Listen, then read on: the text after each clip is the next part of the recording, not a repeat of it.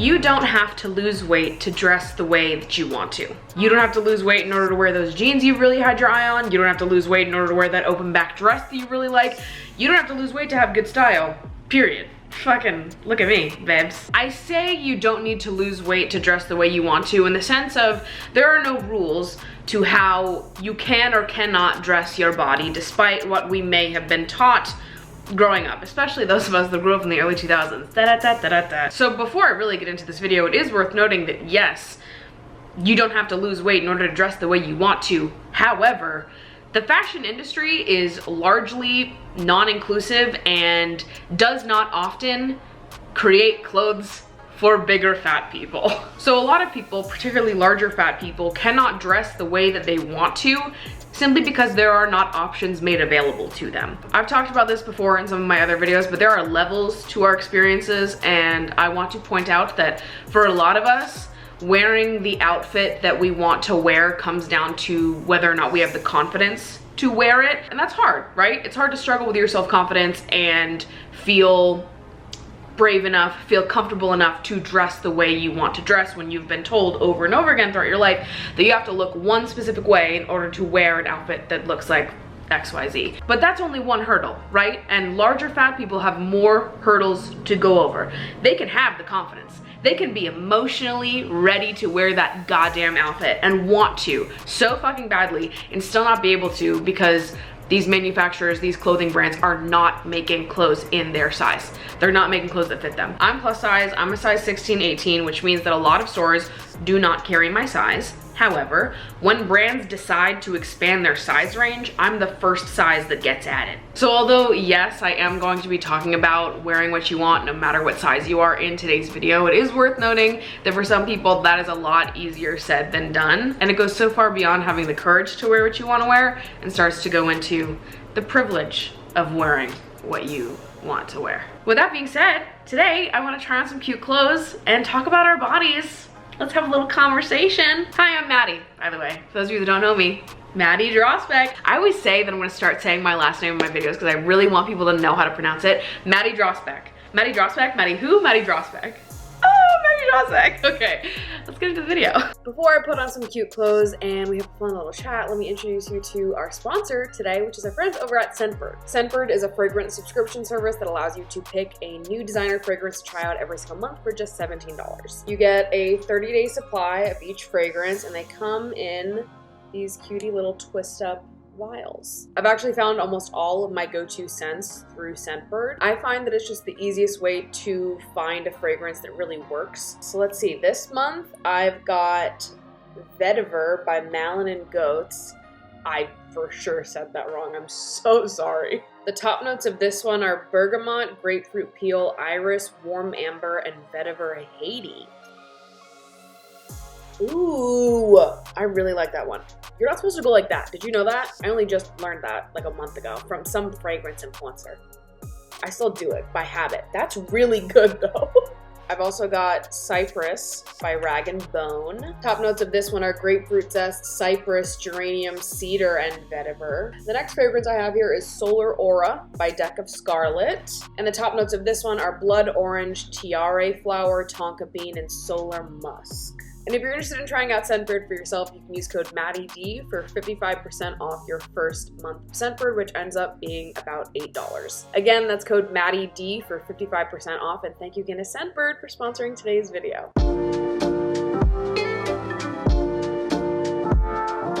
Open back tops. It's time to wear them. Bust them out that fucking closet, bitch. I want to see you in one right fucking now. I feel like open back tops are one of the big items of clothing that I see people say that they can't wear until they lose weight. I can't wear a top like that because I have back rolls, and that means I can't wear them, question mark? Not in this house. That's no such rule. Who the fuck made that? What idiot put that into law? I'm taking it out. Dummies galore. Before you even get into that, can we get a little commotion for the outfit, please? This is like my early 2000s fantasy is what this is. I feel like I'm chewing bubblegum and like listening to Atomic Kitten in this. Paired with this purple bag and these purple shoes, I'm a fucking menace, baby. I almost wore this outfit on a date 2 weeks ago. I didn't end up wearing it because I was like, he's gonna show up in something very casual, then you're gonna show up in this. It's very me. It's a very me thing to do, but I was like, okay, maybe for a second date. But this is something that I don't know that I would have worn just a few years ago. If we went back to the time where I was wearing bras, I don't know that I would have worn it back then. I think I needed to give up bras first. I stopped wearing bras in 2019, so it's been several years since then. I let the titties go free. I wear open back shit all the time because the titties go free, so there's no need for any type of restriction. We're here, we're having a good time, we feel like it's 2004. One of my favorite things to compare my body to is a waterfall. I've always found that making comparisons and finding ways to speak about my body and describe it as though it's poetry has helped me have a better relationship with myself. And a waterfall has always felt like an accurate descriptor of what my body looks like. Another one that I was thinking of the other day, especially in relation to an open back top, is I look like a fucking lava lamp. How cool is that? Listen, sometimes it's hard to have a body, I get it. Sometimes I too would rather just be an enigma, a little fragment of people's imagination floating through space. It would at times be a lot easier. But how fucking cool is it that we get to have physical forms that look like waterfalls and lava lamps? There is so much of me to love, my body kept making room for it. How fucking cool is that? One of my earlier memories with struggling with my body happened when I was 14 years old. I was going into my freshman year of high school at the time. I was really not doing well at that point in time in my life. That is what I still remember now as being the worst ever in terms of how I felt about myself, how I was treating myself. Like, the worst point of my body image was 8th grade through my sophomore year of high school. I was starving myself at the time. I was really being mean to my body and was treating myself in very unhealthy ways. And I had lost quite a bit of weight. I was 14 fucking years old.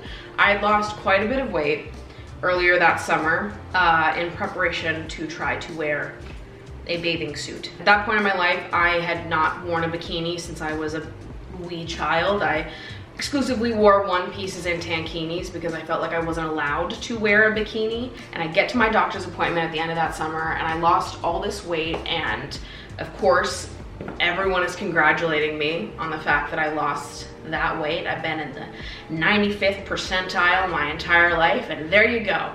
You finally lost some weight. Good for you, Maddie, even though you were starving yourself for 6 months. Good for you.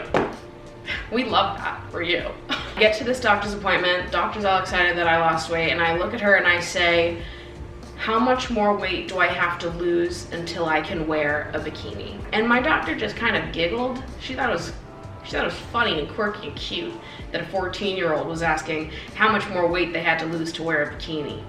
I want to punch some of these doctors in their fucking face. And of course, the doctor says, you don't have to lose weight to wear a bikini. You can wear one now. And in my mind at the time, I was like, what the fuck is she talking about? In my mind at the time, I really believed that I had to look one certain way in order to wear a bikini. And in my mind at that time, I had to have a completely flat stomach, no curves on my body at all. Little did I know, that body doesn't exist for me. I have a curvy figure. I'm always gonna have a curvy figure. There is no amount of weight I can lose that will take that away from me. It is just what my body fucking looks like. And you know what? Fuck every single adult that heard me say some shit like that when I was 14 and didn't immediately put me in therapy. Hello? And unfortunately, I think a lot of us have stories like that growing up where we said something extremely unhealthy to an adult who then just giggled and was like, classic 14-year-old speaking about their body in ways that are fucking crazy. Let me not help them at all. What is wrong with people? But I think a lot of us, especially those of us that grew up in the early 2000s, grew up believing that our bodies had to look one certain way before we could wear items of clothing, bikinis being one of the main ones. I mean, how could you not when you grew up seeing all of those tabloids, the hot or not lists, zooming in on Britney Spears and Jessica Simpson at the beach, looking the same as the fucking rest of us do. Reading through all these magazines, picking apart these successful, beautiful, grown women, having to consume so much media that normalized picking apart and criticizing and humiliating women that looked just like us. I'm sorry, how the fuck were any of us supposed to get out of that unscathed? The amount of people from the early 2000s that I would like to personally fist fight.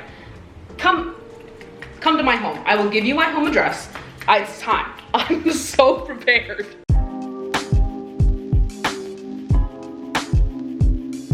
This dress has been one of my absolute favorites this summer for traveling in, for hanging around my apartment, because it's basically like a fucking sleep dress, or for styling it up, you know? Throw a corset on this, throw a harness on this, add some heels. There you go, you're all set. And this is definitely a style of dress that a previous version of myself would have rather died than worn. And the reason for that is my stomach. Growing up, my stomach was always my biggest insecurity, and my stomach was the main reason why I wasn't allowed to wear certain items of clothing, dress the way I want to dress. My stomach was the main reason why I felt like I couldn't wear a bikini. It was the main reason why I felt like I couldn't wear bodycon dresses like this one. And it was the reason why I grew up wearing 2 pairs of Spanx to go to school. Isn't that ridiculous? When I think about that, I'm like, again, I wanna fight quite a few people from my childhood. No 13-year-old should be going to school wearing 2 pairs of Spanx to suck themselves in because they are afraid of being seen with a stomach. Oh my god. Oh my god. I love that that is not my reality anymore, and I can look at myself in the mirror and wear something like this and be like, God, you look fucking sexy. And you know what? I completely have the other plus size bitches to thank for that one. I'm gonna leave a list of people you should follow on Instagram in the description down below, because seeing these people on my feed makes my life so much better and has severely helped me with my self-image over the years. Curating your social media feeds to see people, not only people who look like you, that's important, but people who look different than you. You shouldn't have one body type on your feed, and if you do, that's a problem. But God, yeah, what a relief it is to not be in that state of mind anymore, and to be able to wear a dress like this and feel so comfortable and free, have a fun time, all with my stomach out, and totally unconcerned about that fact. But what I wanted to say about this was I spent most of my childhood and a lot of my young adult life hating my stomach. And I never questioned why I hated my stomach, where the belief that having a stomach was bad came from, who decided that, was it true, was that a belief that I valued, that I thought was true? Did carrying this belief that I was less because I had a stomach, that I couldn't dress certain ways because I had a stomach, did holding on to that belief serve me? Did it agree with my values? Did it agree and align with the world that I wanted to live in, with how I wanted to feel? And if it doesn't, which it didn't, like, let's unpack that. I think a lot of times, and this is very highlighted to me taking a scroll on TikTok, is people don't question where their beliefs come from at all. And we should. You should be questioning where those ideas came from. Where did you learn that having a stomach was bad? Where did you learn that your body was bad the way that it is right now? Let's unpack it, you know? In therapy and just as people. These are big questions. The thing is that you're not born believing these things about your body. You are not born with your preferences. You are not born with your ideas of what beauty looks like. That is learned. So where did we learn those things? And did they come from sources we value? Do we agree with those sources? Or should we maybe think a little harder and reflect on if those sources were full of shit? Which they were. At the end of the day, the beauty standard was taught to us. Our ideals for beauty, how we perceive beauty in other people and in ourselves, is something that is learned.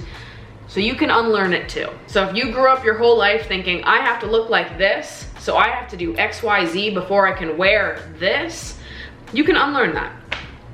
Isn't that great? Isn't that such good news? That it doesn't have to be this way forever? I think that's amazing news.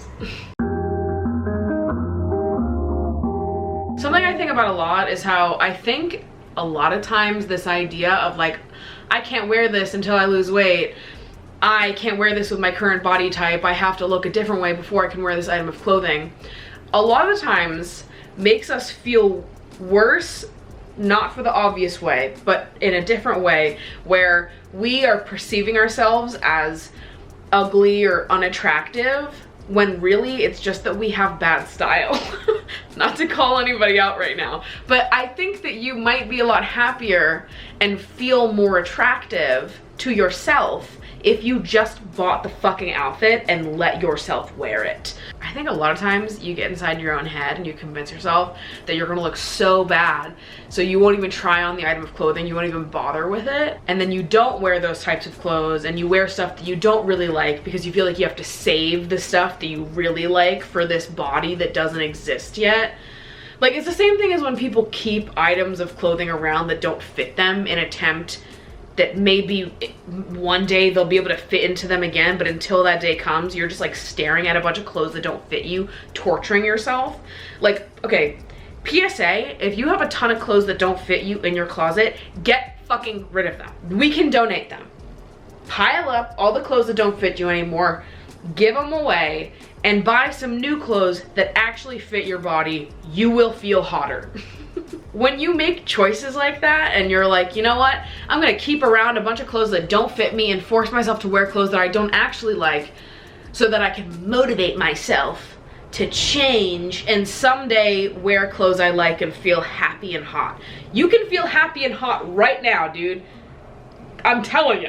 If you just wore the outfit now and you got rid of the clothes that didn't fit you and you let yourself buy new clothes that you really like, that you feel really good in, you would put on those clothes and you'd be like, holy shit, wait, I was already hot and I didn't even know it because I was forcing myself to wear shit that I fucking hated. Stop saving all of your great outfit ideas and wants for this made up future body that doesn't exist, that might never exist. You deserve to feel good and wear what you want to wear right fucking now.